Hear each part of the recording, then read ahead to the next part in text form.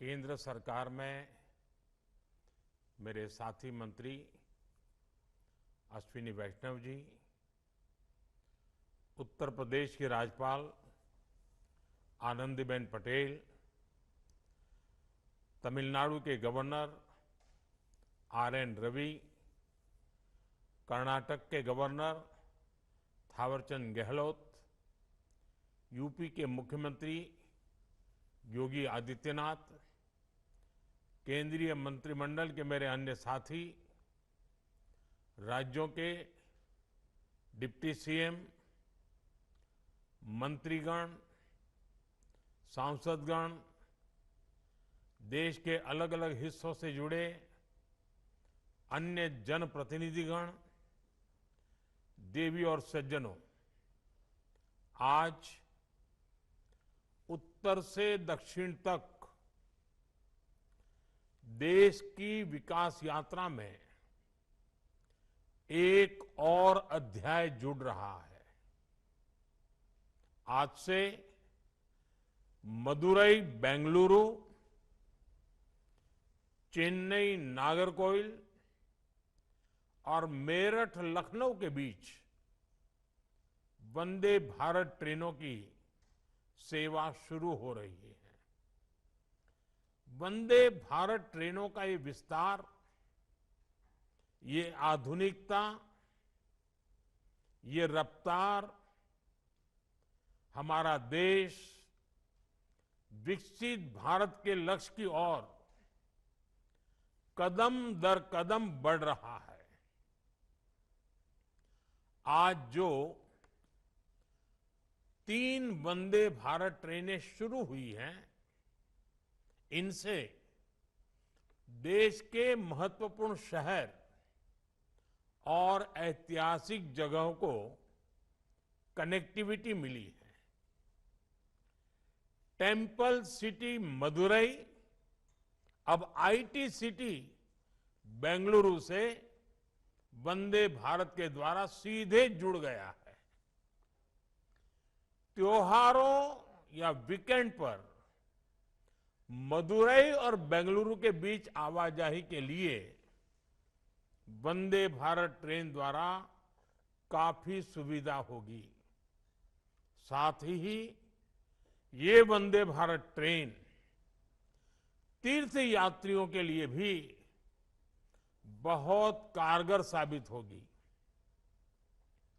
चेन्नई से नागरकोइल रूट की वंदे भारत से भी छात्रों को, किसानों को और आईटी प्रोफेशनल्स को बहुत लाभ होगा।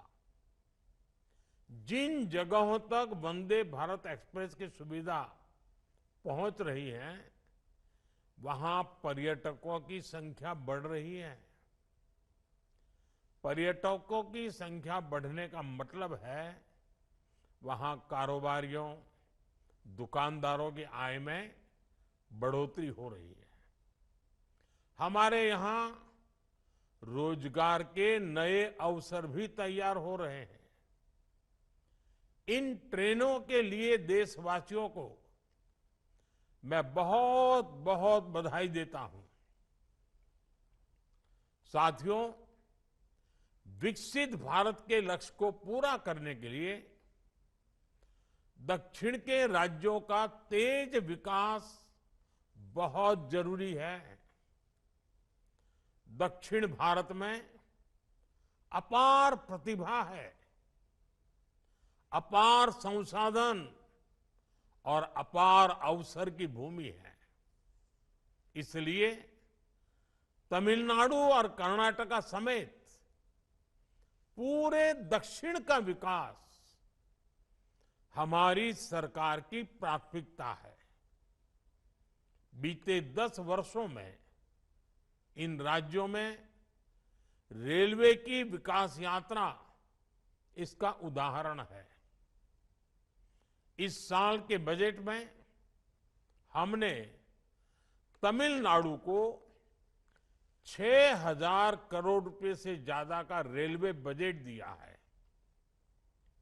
ये बजट 2014 की तुलना में 7 टाइम 7 गुना से अधिक है। तमिलनाडु में 6 वंदे भारत ट्रेन पहले से ही चल रही है। इन 2 ट्रेन के साथ ये संख्या अब 8 हो जाएगी। इसी तरह कर्नाटका के लिए भी इस बार 7,000 करोड़ से ज्यादा का बजट आवंटित हुआ है। ये बजट भी 2014 की तुलना में 9 टाइम 9 गुना अधिक है। आज वंदे भारत ट्रेनों की 8 जोड़ियां पूरे कर्नाटका को जोड़ रही हैं। साथियों, पहले के मुकाबले कई गुना ज्यादा बजट ने तमिलनाडु, कर्नाटका समेत दक्षिण भारत के राज्यों में रेल यातायात को और मजबूत किया है। इन राज्यों में रेलवे ट्रैक्स बेहतर हो रहे हैं। रेलवे ट्रैक का इलेक्ट्रिफिकेशन हो रहा है। अनेकों रेलवे स्टेशनों का आधुनिकीकरण हो रहा है। इससे लोगों की ईज ऑफ लिविंग भी बढ़ी है और ईज ऑफ डूइंग बिजनेस में भी मदद मिली है। साथियों, आज मेरठ लखनऊ रूट पर वंदे भारत ट्रेन के जरिए यूपी और खासकर पश्चिमी यूपी के वहां के लोगों की भी खुशखबरी मिली है। मेरठ और पश्चिमी यूपी क्रांति की धरती है। आज ये क्षेत्र विकास की नई क्रांति का साक्षी बन रहा है। मेरठ एक और आरआरटीएस के जरिए राजधानी दिल्ली से जुड़ रहा है। दूसरी ओर इस वंदे भारत से प्रदेश की राजधानी लखनऊ की दूरी भी कम हो गई है। आधुनिक ट्रेनें, एक्सप्रेसवेज का नेटवर्क, हवाई सेवाओं का विस्तार, पीएम गति शक्ति का विजन कैसे देश के इंफ्रास्ट्रक्चर को बदलेगा, एनसीआर इसका उदाहरण बन रहा है। साथियों, वंदे भारत आधुनिक होती भारतीय रेलवे का नया चेहरा है। आज हर शहर में, हर रूट पर वंदे भारत की मांग है। हाई स्पीड ट्रेनों के आने से लोगों में अपने व्यापार और रोजगार को, अपने सपनों को विस्तार देने का भरोसा जगता है। आज देश भर में 102 वंदे भारत रेलवे सेवाएं संचालित हो रही हैं। अब तक 3 करोड़ से ज्यादा लोग इन ट्रेनों से यात्रा कर चुके हैं। ये संख्या वंदे भारत ट्रेनों की सफलता का सबूत तो है ही, ये आकांक्षी भारत की आकांक्षाओं और सपनों का प्रतीक भी है। साथियों, आधुनिक रेल इंफ्रास्ट्रक्चर विकसित भारत के विजन का एक मजबूत स्तंभ है। रेलवे लाइनों का दोहरीकरण हो, रेलवे लाइनों का इलेक्ट्रिफिकेशन हो, नई ट्रेनों को चलाना हो, नए रूट्स का निर्माण हो, इन सभी पर तेजी से काम हो रहा है। इस साल के बजट में 2.5 लाख करोड़ रुपए से ज्यादा बजट रेलवे को दिया गया है। हम भारतीय रेल को उसकी पुरानी छवि से निकालने के लिए उसे हाईटेक सेवाओं से जोड़ रहे हैं। आज वंदे भारत के साथ साथ अमृत भारत ट्रेनों का भी विस्तार हो रहा है। बहुत जल्द वंदे भारत का स्लीपर वर्जन भी आने वाला है। महानगरों में लोगों को उनकी सुविधा के लिए नमो भारत ट्रेन चलाई जा रही है और शहरों के भीतर ट्रैफिक समस्या से निजात के लिए जल्द ही वंदे मेट्रो भी शुरू होने जा रही है। साथियों, हमारे शहरों की पहचान उसके रेलवे स्टेशनों से होती रही है।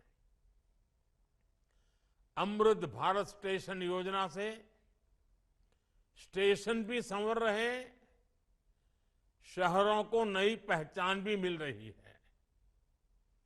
आज देश के 1300 से ज्यादा रेलवे स्टेशनों को रिनोवेट किया जा रहा है। आज देश में जगह जगह एयरपोर्ट की तरह ही रेलवे स्टेशन भी बन रहे हैं। छोटे से छोटे स्टेशनों को भी अत्याधुनिक सुविधाओं से जोड़ा जा रहा है। इससे ईज ऑफ ट्रैवल भी बढ़ रहा है। साथियों, जब रेलवेज, रोडवेज, वाटरवेज जैसे कनेक्टिविटी के इंफ्रास्ट्रक्चर सशक्त होते हैं तो देश सशक्त होता है। इससे देश के सामान्य नागरिक को लाभ होता है, देश के गरीब और मध्यम वर्ग को लाभ होता है।